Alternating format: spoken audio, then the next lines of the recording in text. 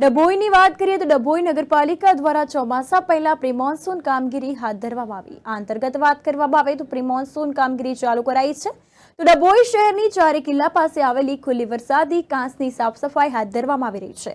ખુલ્લી વરસાદી કાંસમાં ગંદુ કચરો, ઝાડી ઝાકળ ઉગી ગયા છે તેવું સ્પષ્ટપણે જોઈ શકાય છે, જેને લઈને ડભોઈ નગરપાલિકાના ચીફ ઓફિસર જયકિશન તડવીના માર્ગદર્શન હેઠળ મેલેરિયા ખાતા દ્વારા હાલ જીસીબીથી સાફ સફાઈની કામગીરી ચાલુ કરવામાં આવી છે। જ્યારે ચોમાસામાં વરસાદ આવે ત્યારે નગરના અનેક વિસ્તારોમાં પણ પાણી પહોંચી જાય છે, જેને લઈને ડભોઈ નગરપાલિકા દ્વારા પ્રી મોન્સૂન કામગીરી ચાલુ કરવામાં આવી અને ડભોઈના 4 કિલ્લાની આસપાસ ખુલ્લી વરસાદી કાંસની સાફ સફાઈ હાથ ધરાઈ છે।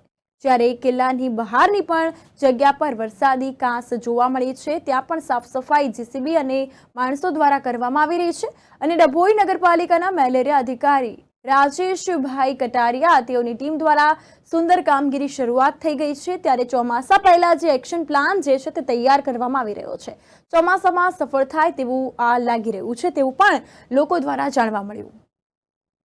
ડભોઈ નગરપાલિકાના ચીફ ઓફિસર સાહેબ જયકિશન તડવી સાહેબના આદેશ મુજબ આપણે દર વર્ષે પ્રી મોસમની કામગીરી કરતા હોઈએ છીએ।